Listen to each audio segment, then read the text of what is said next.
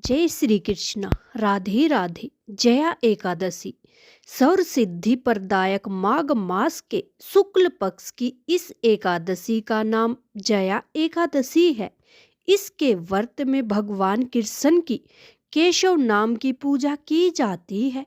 इस व्रत को करने वालों को भूत प्रेत पिशाच आदि निकृष्ट योनियों में जाने का भय नहीं रहता और अनेकों जन्म के पाप नष्ट होकर इस लोक और परलोक में सभी सुख प्राप्त होते हैं। धर्मराज युधिष्ठिर ने भगवान श्री कृष्ण से कहा, हे जनार्दन, आपने माघ मास के कृष्ण पक्ष की षष्ठ तिला एकादशी का अत्यंत सुंदर वर्णन किया। अब आप कृपया करके माघ शुक्ल एकादशी का क्या नाम है, व्रत की विधि और उस दिन कौन से देवता का पूजन किया जाता है, विस्तार पूर्वक कहिए। प्रभु श्री कृष्ण भगवान बोले, हे पांडुपुत्र, इस एकादशी का नाम जया एकादशी है। इस व्रत के करने से मनुष्य ब्रह्म हत्या आदि पापों से छूटकर स्वर्गलोक को प्राप्त करता है। पिशाच आदि योनियों से भी मुक्ति मिल जाती है। अतएव सभी को यह व्रत विधि पूर्वक करना चाहिए। अब मैं तुमको पद्म पुराण की एक कथा सुनाता हूँ। देवराज इंद्र स्वर्ग में राज्य करते थे और अन्य सभी देवतागण सुखपूर्वक स्वर्ग में रहते थे। एक समय इंद्र अपने नंदन वन में अप्सराओं के साथ क्रीड़ा कर रहे थे और गांधर्व गान गा रहे थे। उन गांधर्वों में प्रसिद्ध पुष्पदत्त तथा उसकी कन्या पुष्पावती तथा चित्रसेना तथा उसकी स्त्री मालिनी भी थी। मालिनी का पुत्र पुष्पवान और उसका पुत्र माल्यवान भी उपस्थित थे। उस समय पुष्पावती माल्यवान को देखकर मोहित हो गई और कामवाणों में चलायमान होने लगी। उसने रूप सौंदर्य हाव भाव आदि द्वारा माल्यवान को वश में कर लिया। पुष्पवती की सुंदरता को देखकर माल्यवान भी उस पर मोहित हो गया। ये दोनों कामदेव के वश में हो गए थे, परंतु इंद्र के बुलाने पर नृत्य और गायन के लिए आना ही पड़ा। उन्होंने अप्सराओं के साथ गाना शुरू किया, परंतु कामदेव के प्रभाव से उसका मन न लगा और अशुद्ध गायन करने लगे।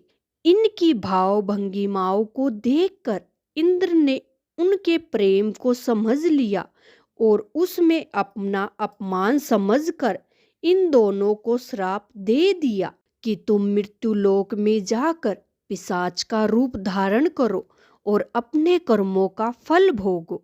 इंद्र का श्राप सुनकर ये दोनों अत्यंत दुखी हुए और हिमालय पर्वत पर पिशाच बनकर अपना जीवन व्यतीत करने लगे। रात दिन में उन्हें एक क्षण भी निद्रा नहीं आती थी। उस स्थान पर अत्यंत सर्दी थी। उनके दांत सर्दी से कटकटा रहे थे।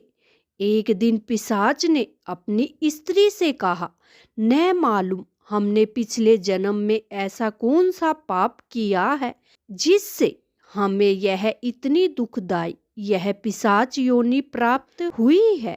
देव योग से एक दिन माघ मास की शुक्ल पक्ष की जया नाम की एकादशी आई। उस दिन इन दोनों ने कुछ भी भोजन नहीं किया और न ही कोई पाप कर्म ही किया। वे दोनों अत्यंत दुखी मन से पीपल के वृक्ष के नीचे बैठे रहे। जब सूर्य नारायण अस्त हो चले तो तब रात्रि भर इन दोनों को सर्दी के कारण निंद्रा भी नहीं आई। दूसरे दिन प्रातःकाल होते ही इस व्रत और रात्रि जागरण के प्रभाव से उनकी पिशाच देह छूट गई और अत्यंत सुंदर वस्त्रों तथा आभूषणों से अलंकृत होकर दोनों ने स्वर्गलोक को प्रस्थान किया। उस समय आकाश में देवतागण तथा गांधर्व उनकी स्तुति तथा पुष्प वर्षा करने लगे। स्वर्ग में जाकर उन दोनों ने देवराज इंद्र को प्रणाम किया। इंद्र ने उनको उनके प्रथम रूप में देखकर अत्यंत चकित होकर पूछा, तुमने अपनी पिशाच योनि से किस प्रकार छुटकारा पाया? सब हाल मुझे बताओ। यह सुनकर माल्यवान बोले, हे इंद्र, भगवान विष्णु की कृपा और जया एकादशी के व्रत के प्रभाव से हमारी पिशाच देह छूटी है। तब इंद्र बोले, हे माल्यवान, भगवान की कृपा और एकादशी के व्रत करने से न केवल तुम्हारी पिशाच योनि छूट गई है, तुम तो हम लोगों के भी वंदनीय हो गए हो। भगवान विष्णु और शिव के भक्त हम लोगों के लिए भी वंदनीय है, अतः आप धन्य हैं। अब आप पुष्पावती के साथ जाकर विहार करो। प्रभु श्री कृष्ण ने अंत में कहा, हे राजा युधिष्ठिर, इस जया एकादशी के व्रत से बुरी योनि छूट जाती है। जिस मनुष्य ने इस एकादशी का व्रत किया है, उसने मानो यज्ञ जप दान आदि सभी पुण्य कार्य कर लिए हैं। जो मनुष्य जया एकादशी का व्रत करते हैं, वे अवश्य ही 1000 वर्ष तक स्वर्ग में निवास करते हैं।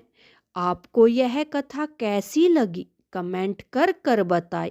वीडियो को लाइक कीजिए, शेयर कीजिए और वीडियो देखने के लिए आपका बहुत बहुत धन्यवाद।